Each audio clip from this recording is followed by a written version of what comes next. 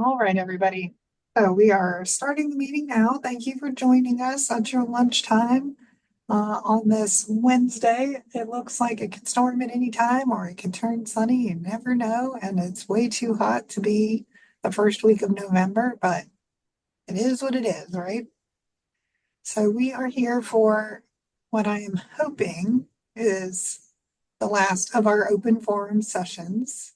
As always, we want you to know that your input is really important to making these policies um, fit the need of our stakeholders and also fit and accurately describe what AIC is doing in terms of its responsibilities for academic program review. So the primary discussion today is about the operating definitions, which we left till last because we needed to kind of go through all the other policies and find out what definitions pertain to those policies and then allow those definitions to kind of be compiled into the main document. And that is what you saw me circulating on that Excel sheet, which I'll share. And we'll also make sure it gets into the chat in case any of you didn't see it in the invite email. But before we get there, I want to take a brief pause and talk about off-campus sites. So this is the other policy that is currently going through the process. It's ahead of the definitions. In fact, we put the off-campus sites proposed rules up to the commission at their meeting in September.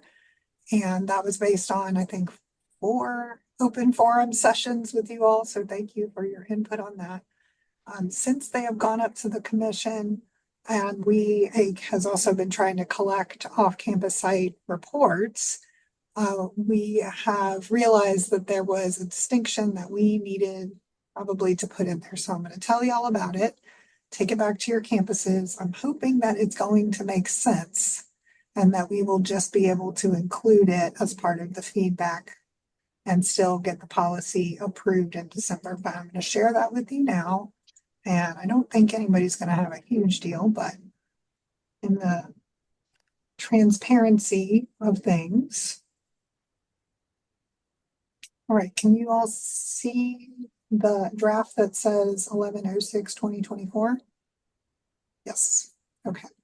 So what we're looking at is the policies that we had been working on. So those of you who have looked at off-campus sites will recognize this.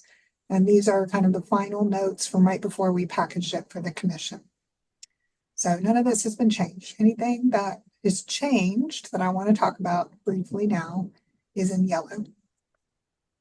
Okay, so one very minor change is we had questions about what does outreach office mean? And so we put outreach and recruitment offices just to make sure that people understood that that's what we're talking about. I don't imagine y'all have a lot to say about that, but if you do, let us know. The larger change has to do with exemptions. So if you all remember the old policy, there was a distinction between statutory exemptions and then AIC commission approved exemptions. And we, in this new policy recommendation, had put the exemption status at the end of each kind of exemption.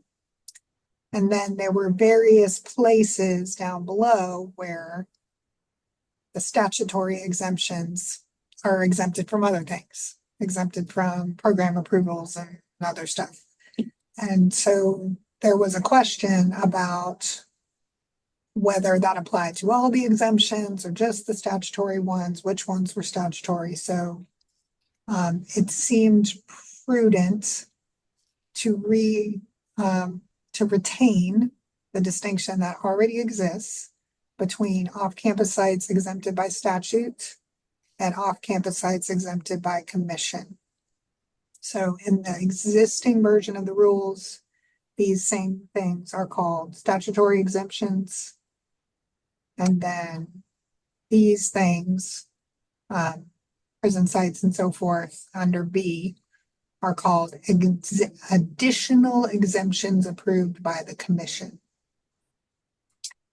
So these are qualitatively different insofar as the ones exempted by statute don't ever have to be approved, even if they have programs, and they don't have to get written consent. So we thought that it would be easier to make a new category or retain the existing category, but also have a new section, which we put at the beginning of all of the, right here is where the definitions end. None of those have changed. And then a new section on what if you want to make a new off-campus site that has a statutory exemption. Okay, so it's very short because AIC's authority to review is very limited, and that is specified in statute. So we want prior notification, but not approval. And there will need to be some listing of courses and programs, but it's not going to be as extensive as for the non-statutory sites. And there's no written consent. So just so y'all know, this was down below already. Let me show you where it was. So this is what we had last time, new off-campus site within a service area. And there was program list. And institutions who plan to offer programs have to get approval unless it's exempted by statute. So now we'll just take that off and we have it in its own section about written consent and approval. Or lack of approval in this case. The other place where it shows up, it's a little bit further down in the written consent. So this is under a section about making a new exempt site out of your service area. So statutory exemptions were kind of lumped in the one we put forth earlier. And now that they have their own section, it's easier to be clear and say written consent is not required except, or it is required except, and here was the, kind of the exception to the exemption, not required for statutory. So we put that up above. And now it's only not needed when institutions do not offer similar courses in a similar service area. All right, am I making sense? Do y'all feel like this would add clarity? There aren't so many like carve outs. Well, only if this and only if that. I think it just means it kind of sets up a decision tree where is your off-campus site one of the statutory exemptions? Yes, no. Okay. If no, then is it in your service area? Then you do this or that. Or is it, and if it's not exempt, then it goes through a whole full process. All right.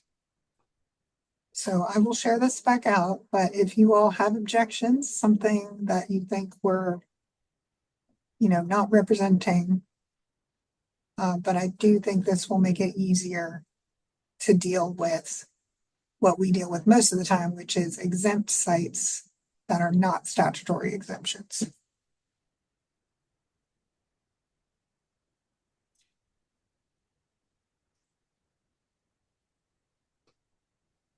Okay. I'm not hearing anything. All right. So let's talk about the operating definitions. Can y'all see them now, the spreadsheet? Okay, great. Let me make it a little bit bigger. Now, the reason I put this in a spreadsheet, for those of you who love spreadsheets as much as I do, you've probably figured it out already, that it makes it much easier to add a definition and then to resort it into alphabetical order when you put it in the spreadsheet. So if we agree on things, we will bring them forward in a normal Word document. But for now, while we're drafting, we've got it in a spreadsheet.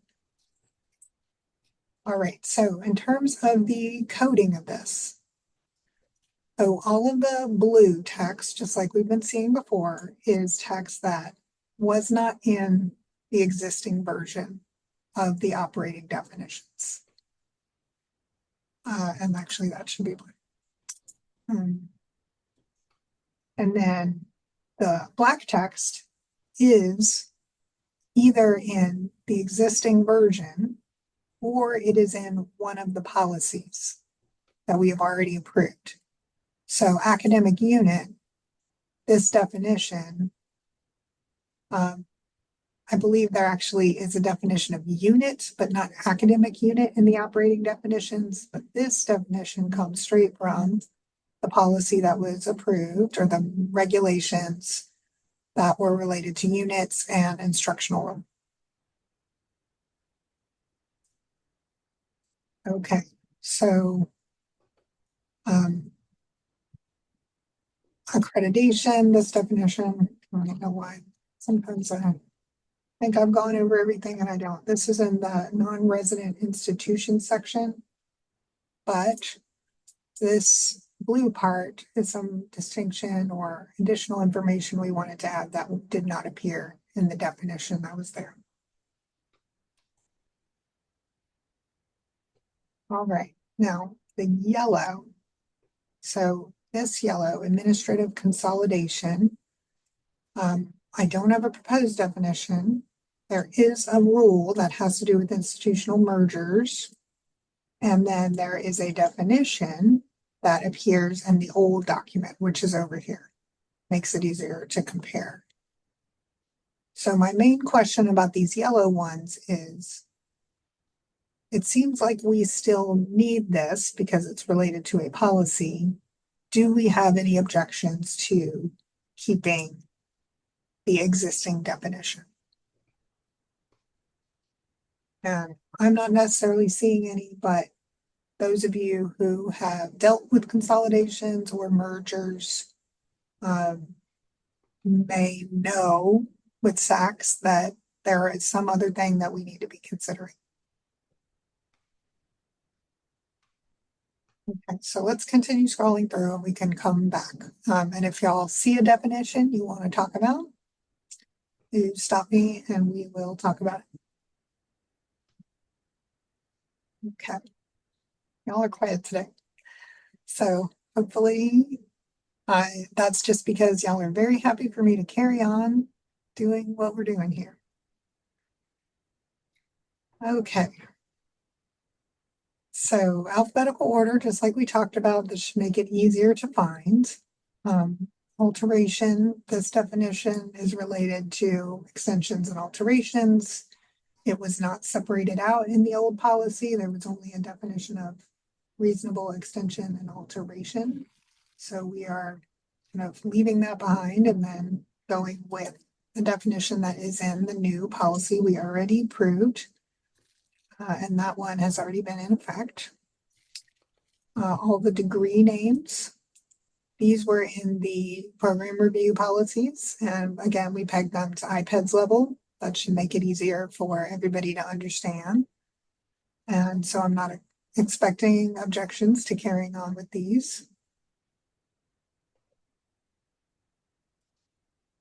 Clock hour. So clock hour was called contact hour in the existing regulations.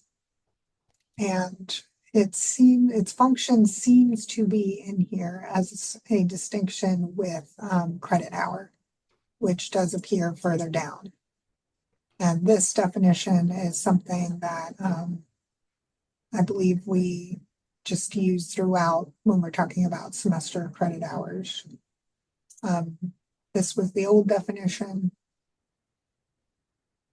And so clock hours seem to be something that we needed to retain in case there was a need to contrast clock hour and credit hour, especially because the federal government has been taking greater interest in clock hour programs.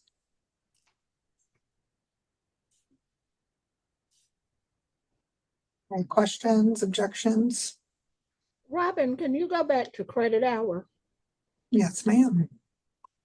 Credit hour, oops, skipped ahead. There you go, 22.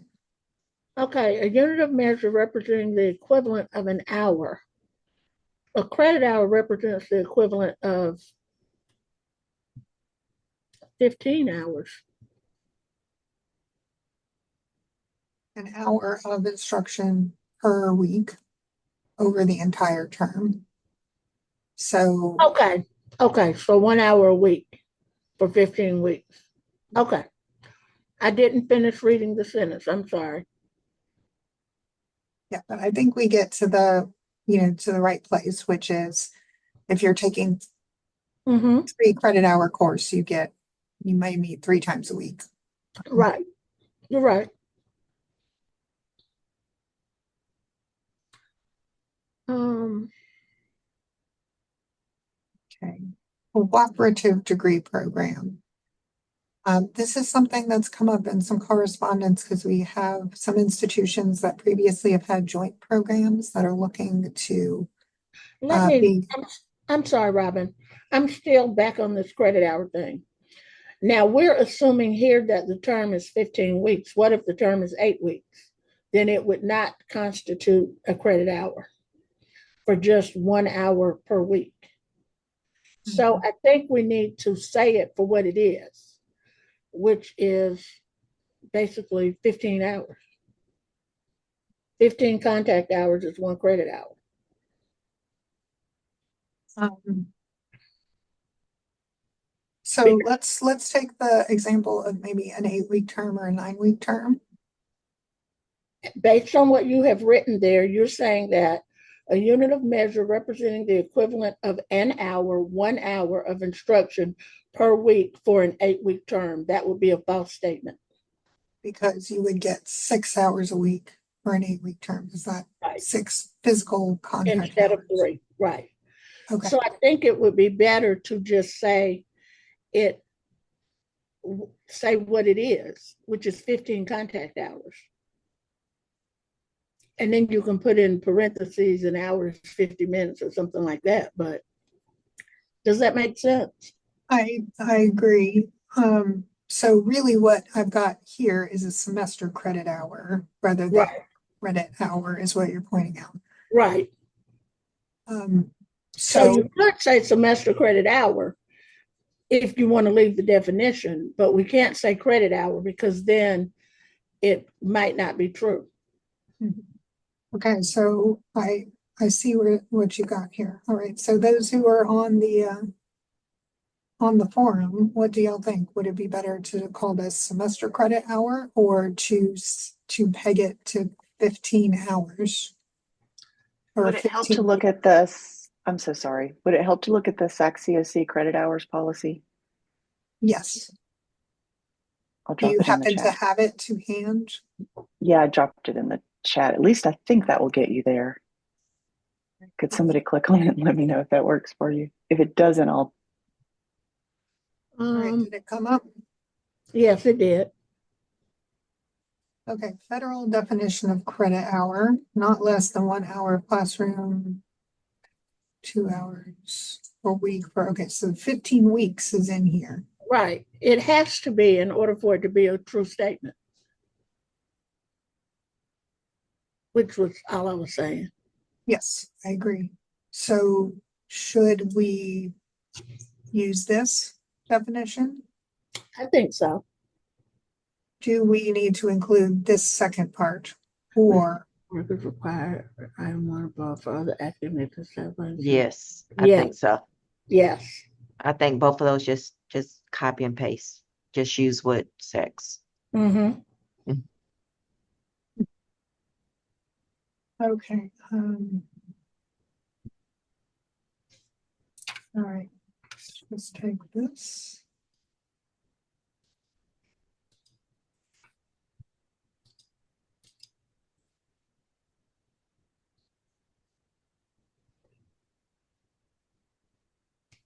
Okay, so I may need to format that. Okay. But Right. Well, thank you. I'm glad you caught it. All right, so does anybody object?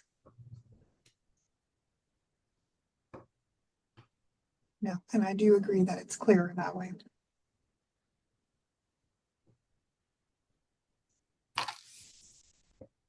While we're at it, I will also add in the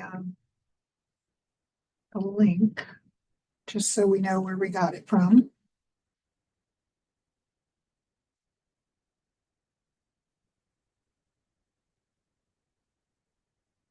All right. So back to cooperative degree program. Are we good to move on?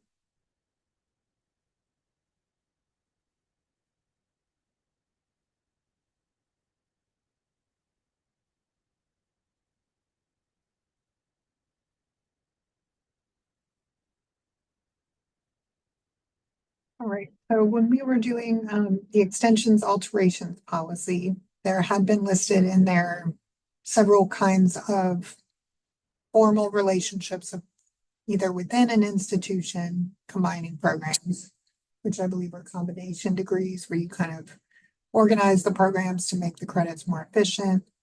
There are joint programs, and those are between institutions. And then this third category, which seems to be more flexible, and also SAC COC seems to be encouraging institutions to opt for cooperative programs versus joint programs in keeping with residency requirements, that a certain proportion of the degree needs to be completed at the home institution. The question arose for HAEC about how do we deal with these for the program inventory and the program viability purposes. Inventory is pretty straightforward, namely if your institution is planning to have completers in the program, then the program needs to be in your inventory.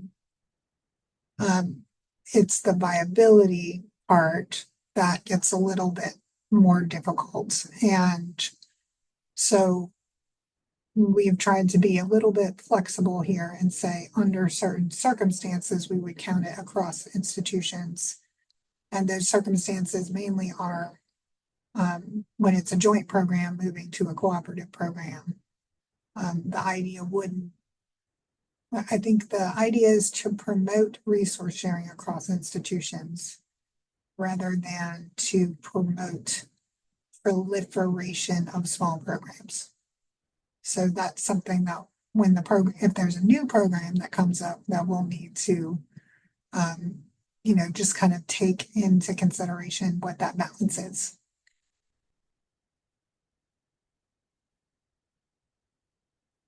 Okay, you all with me? Can we move on?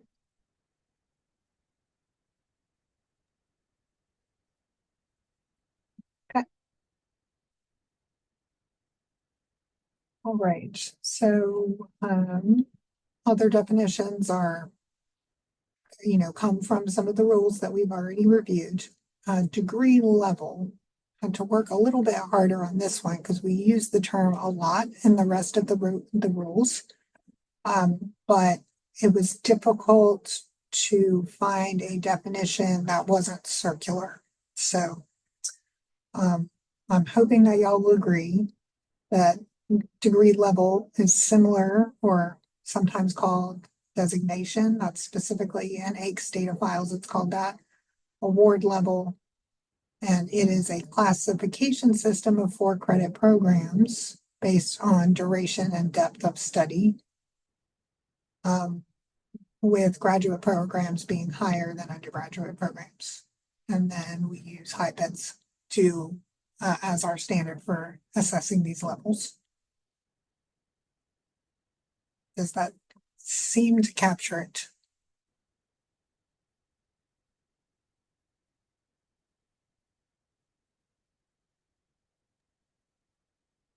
I think so. Yeah.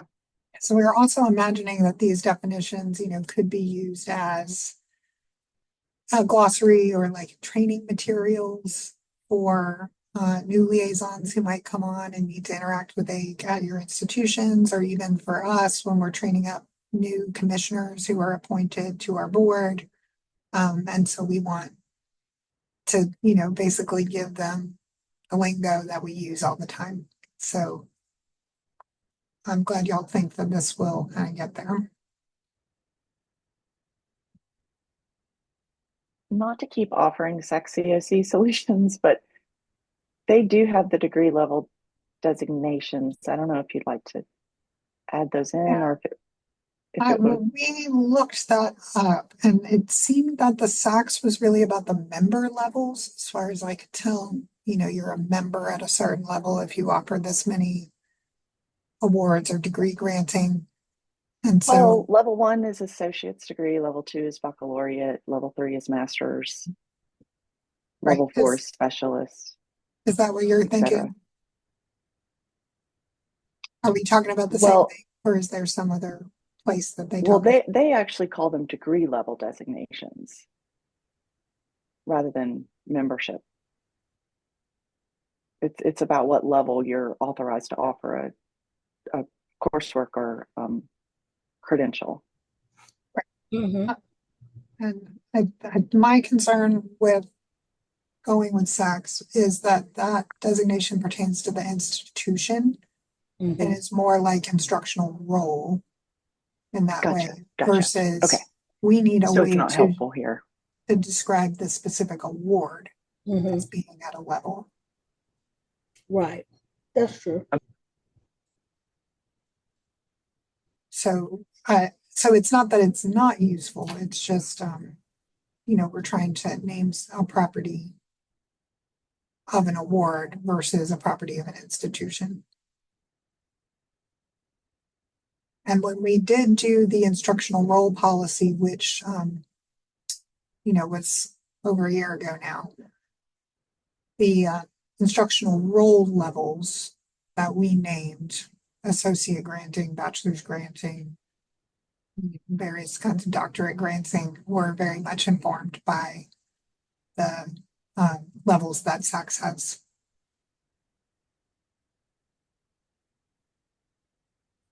Okay, are we good to move on?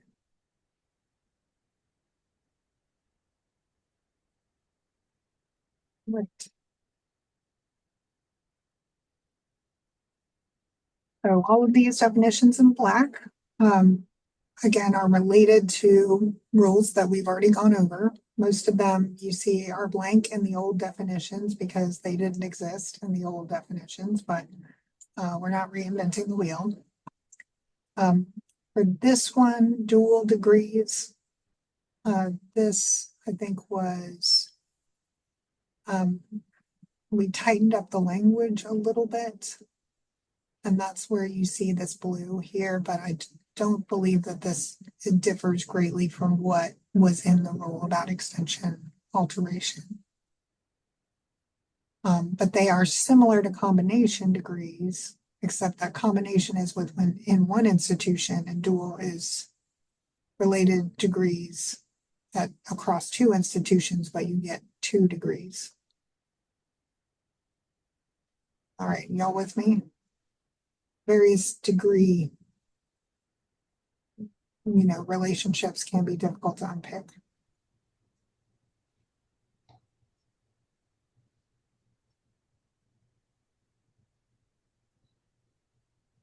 All right, so this one has been trickier. So dual enrollment, this is new and we need your attention on it. I've got 2 definitions that are here. It's a little bit hard to see. So IPEDS has a definition: enrollment of secondary students in college courses offered by an institution while the student is enrolled in high school or seeking a recognized equivalent, performance recorded on a transcript, and post-secondary credit.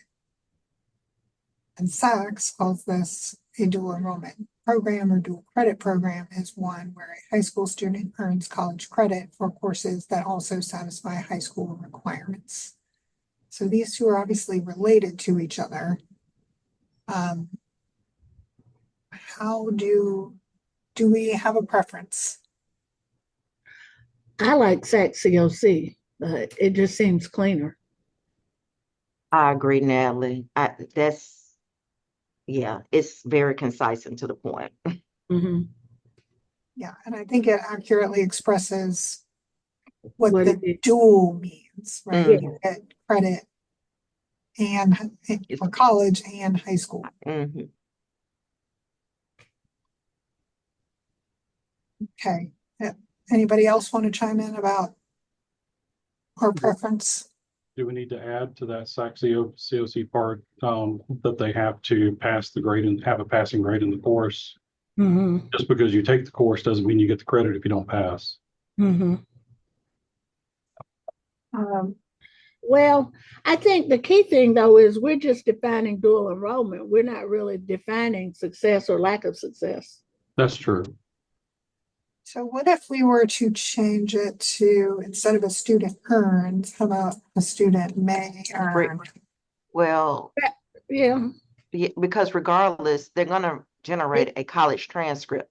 If they pass or fail the course, they're gonna have a college transcript. that's right. So I think we should take May off and just think of it just in terms of what we're talking about, the actual, what is It's dual dual enrollment, or dual credit. is one where a high school student earns college credit for courses that also satisfy. That's true. Yeah, that's what dual enrollment, dual credit Like if is. you had to explain that to somebody, I think that it's safe to say they have to pass. Just like if it were not dual enrollment and it was college credit. Okay. So where does that leave us? So we're keeping the sex definition. Is that where we're kind of landing here? I Mm. think so. I'll put the iPads over here just for our information. Mhm.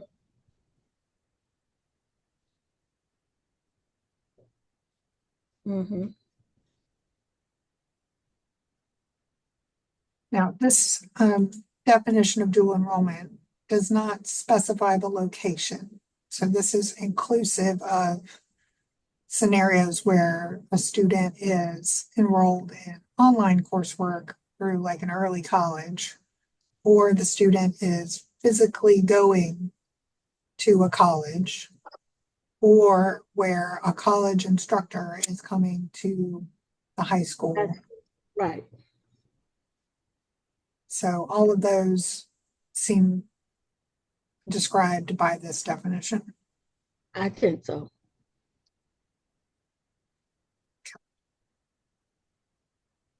Robin, does this definition fit what you generally would use in the work that you do in reporting this information? Because we typically tend to, look toward, the reports produced by AIC to, support some of our, efforts in this area. It's a very important question. I don't know that AIC has done a lot of reporting on dual enrollment yet. I think there have been some interest in doing more reporting on it, unless you're thinking of something specific, Tanja. And I know Arena's on here, so I'm thinking about one specific report that we have recently used that includes numbers that are provided there for dual enrollment. And I think, they are based on an IPEDS definition, if I'm not mistaken. Yes, the report is available on AIC website together with preliminary enrollment reports, and that report is quite interesting from the perspective of how dual enrollment changes over time. I'll try to find the link and post it. Yeah. And I think that is new, is it not? Because the iPads definition iPads just started collecting dual enrollment information. I believe so, but I'll go ahead and find the report and post it on the chat. Okay, thank you. Yes. I'd like to say that I, run the whole data operation over here, but I don't. They're separate colleagues who do that. We try to coordinate, but I agree that this is important, that the definition that is used in the operating definition should match the definition that is used for the data side. Okay, so I'm going to make myself a note. Confirm with research Services. All right, so if this fits, then it sounds like people are good for us to go with it.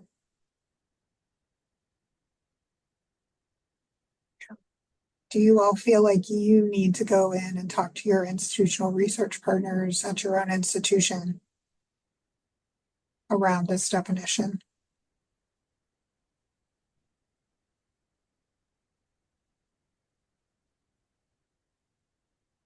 Oh, yes, these are the preliminary dual enrollment trends. Interesting. I have not looked at this. Okay, well. This will give us some light reading to do later. Okay.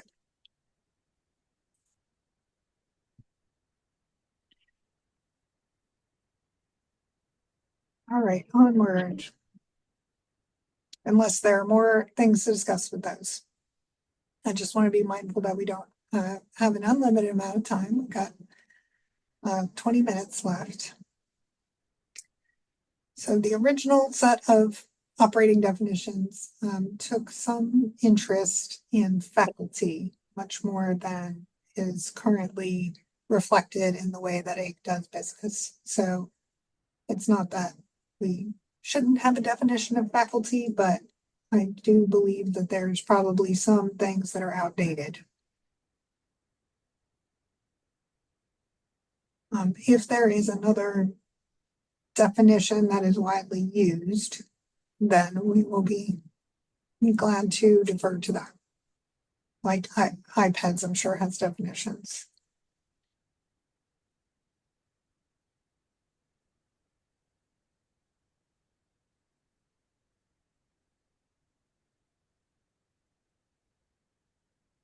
Okay, y'all are leaping forward, then I'm gonna put check iPads and leave it at that.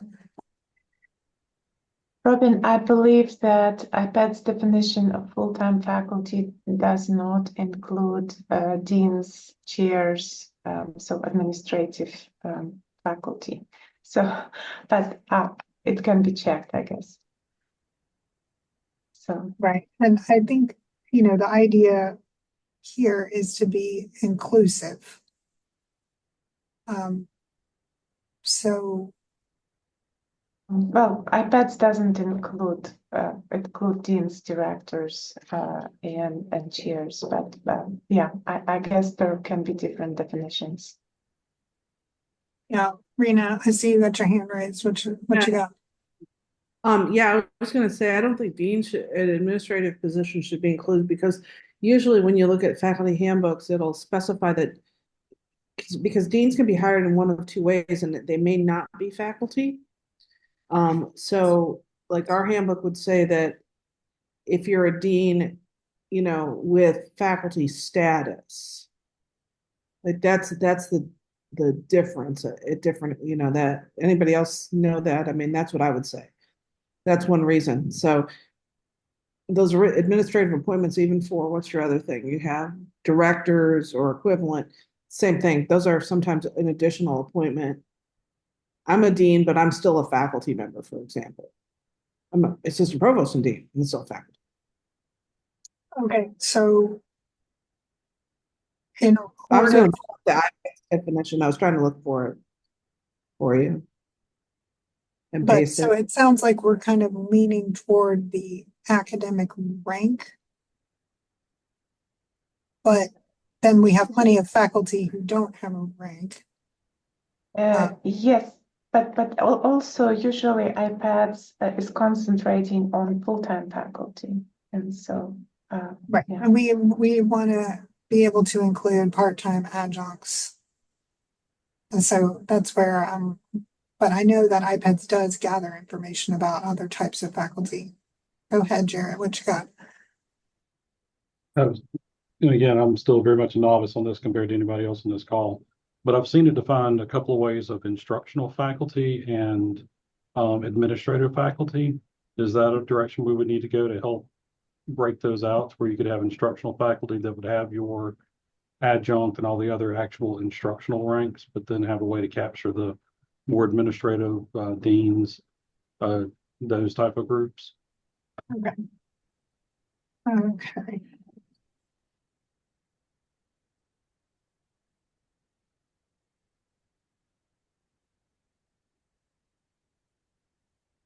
All right, so I'm gonna put that in there. Somebody else has put something in the chat. What we got here? iPad survey, okay. For Marina, I mean, so another thing to, I suppose, consider is that AIC currently does not collect information or have rules about faculty.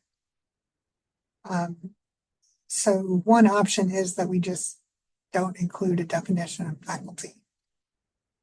Except the only time it shows up is when we're, looking for new programs and we need to know about the resources for the programs, which is primarily, what are the faculty who are going to be teaching the courses. So I think that's the only time that I've interacted with the definition, and it really is very instructional based. So what do y'all think? Do we need a definition of faculty? Would it help if you indicated as defined by each institution? Because I know that each institution does define faculty. And that makes it more flexible for the various types of institutions. Or you could just add a line into your definition that says there may be some variations in how faculty are defined at different institutions. Yeah. Okay, so it sounds like what I'm hearing is an interest in keeping a broad definition and making it inclusive to allow for differences across institutions.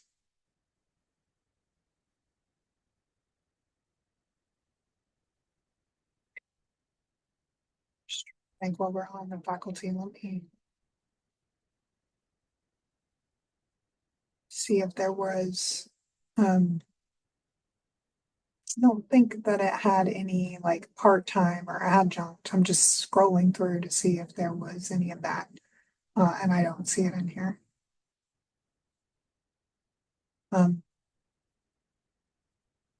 Okay, but I think the less we can dig in, as in be more inclusive without trying to kind of put your flag in the ground around part-time, full-time, adjuncts, academic rank,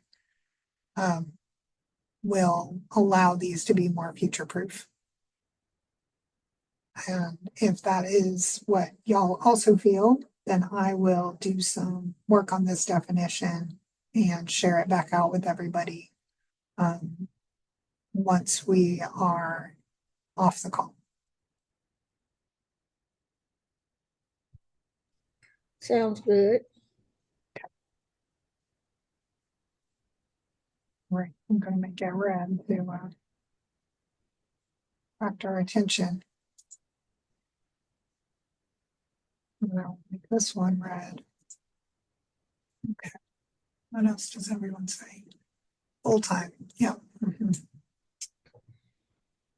All right, so for credit non-degree, that's the same definition we talked about before. It's cumbersome as the wording is. I think we're all agreed that that's clear. So these definitions around graduate level coursework, and there's a related one around undergraduate or around lower division and upper division. Those came from many conversations, but also specifically related to off-campus sites. So the off-campus sites policy we've been looking through has different kinds of reporting for programs related to whether it's graduate or upper division coursework. And but I think it's also helpful just in general to have this distinction when we're trying to classify levels of degree programs.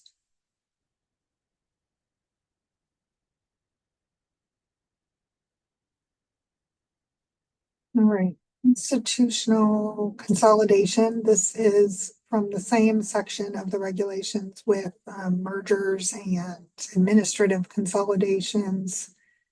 And the question is this definition still pertinent? I mean, the old definition is still in this policy, which we have not and hopefully do not need to touch again. So I am inclined just to keep it, but if there is something wrong with it, then we hope y'all would tell us that.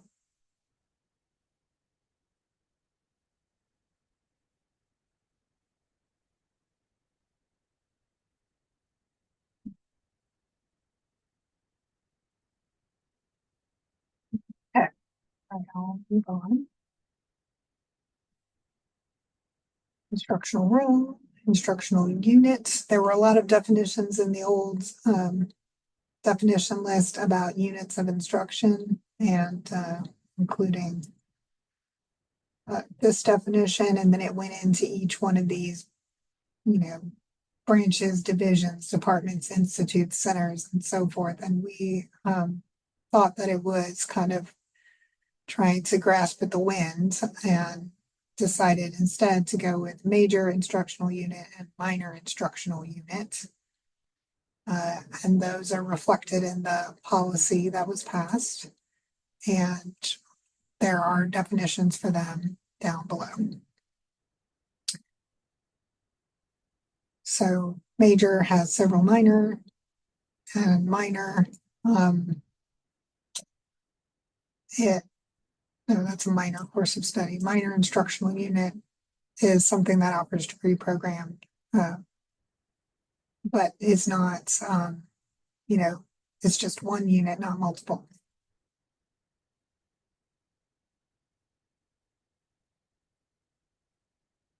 Okay, skipped over some stuff to get down to show you that.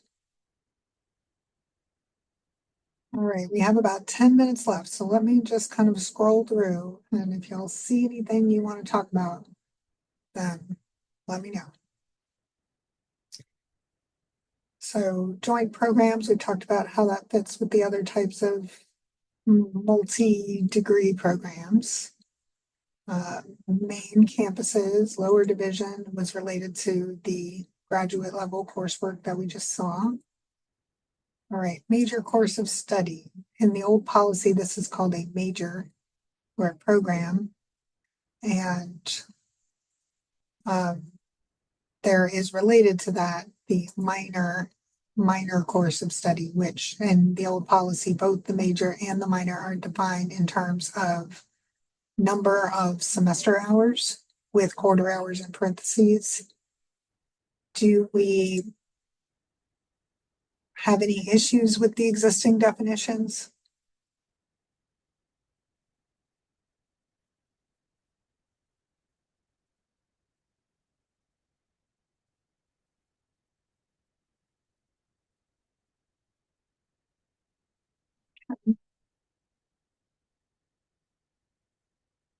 Right, so if there aren't any major issues, then we'll keep them. No reason to rock the boat if we don't need to rock the boat. Robin, it's Rena. I came in later. Is anywhere in these definitions, is there a term used like concentration or track? Are we trying to define anything like that? Yes, that is called an option. So let's get down to that. We don't have to, if we haven't touched it yet, that's fine. Okay. Yes, well, we only have 10 minutes left, so we might as well make sure. Okay. So we have been referring to this as an option. And Good. then there's this option is concentration, track, or specialization. And Yeah, the old, yeah. old one has specialization first. We can also, I know concentration is a common term, so we could add concentration up above and say C option. Yeah, well, the reason I asked is that we often hear, I certainly hear it on my campus. Sometimes I also hear it when I go do accreditation visits and that people misuse course of study or major with these other terms. Yes, So, yes, they, and and I think that that's good if we really make it clear. So that's why I was asking. right. I think the caveat about not calling a concentration or an option as the program of study is in that policy that relates to extensions and alterations. Yeah, okay, But if you perfect. feel like I'll it, look at it. No, to me, it seems fine. It's more, I just want to make sure that, that's why I asked about it. It's come up quite a few times when I do site visits in particular, where we ask institutions, where do you have these things defined? So I think for a lot of us, if it's defined in this document, that would be the guiding, the guiding document. So that'd be great. yeah. I don't So, have to reinvent that. so what do y'all think about, I mean, because this is something AIC has often taken an interest in monitoring, which is something to the extent of, options, and I can pull the actual language, should not be represented as separate programs. Do we feel like that needs to be in the definition rather than in the policy where options appear?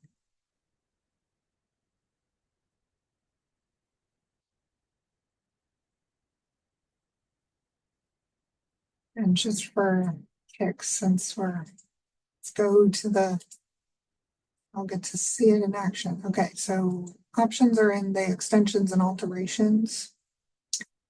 And the definition of option appears here. So just like what we just saw. And then it is treated under reasonable extensions of existing programs. It is substantive requiring notification options. Okay. The option can be added.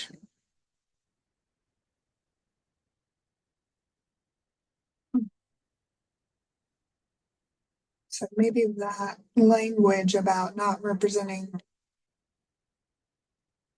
appears, it doesn't appear like it's here.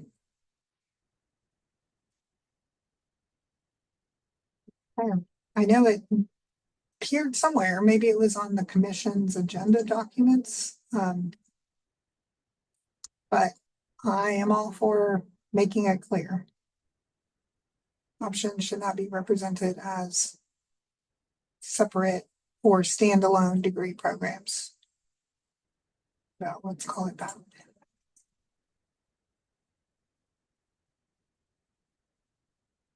Anybody object?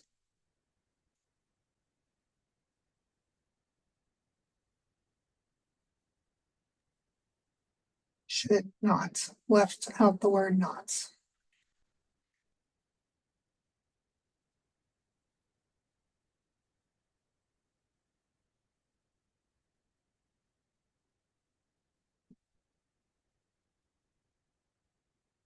Just implementation. Sure, I'm just trying to see if there are other things in our last couple of minutes that you all feel like we should talk about.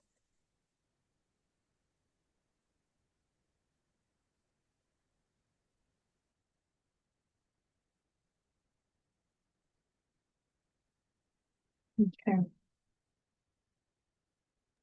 But I'll say, no, Robin, it looks great. yeah, it's nice to have it all in one place for once, and know how it's organized, because the old ones were not organized in a way that was immediately obvious. So I do also imagine that there might be definitions that are useful that are not here. So if there is something that you all are like, man, I just really wish AIC would tell us what X means, then please let us know what those are and we can do some work to get a definition. Let me stop share and just say, so I'll touch up a few of these things and circulate this document with the webinar. So you know how we post it on our webinar page. So the touched up version of the document I will post to the webinar page. And if you all do have input, please send it to us before, well, if we get it before the 15th of November, then we can make the changes in time for our December commission meeting. If we get it after November 15th, there's still time because this has an old 3 more months of review and public input. And then we'll be able to get the change in before the meeting in March. I think we'll probably have another open forum like this one. So I think that I had opened this saying maybe this is our last one, but no, probably not. We'll probably need at least one more. And if you all have objections that arise as you're talking to your institution's leadership and you say, oh, well, we really think, you know, this is half baked and we need to spend more time on it, then also let us know that because we definitely want buy-in, but I think you all are with me when we say we also want to be done looking at the rules. So of course, if we, you know, getting it on this meeting means we're one step closer to being done with the process. All right, everybody. Thank you again for your contributions, time, and brainstorming, and we'll be in touch soon. Thank you. Thanks, Robin. Bye. Thanks.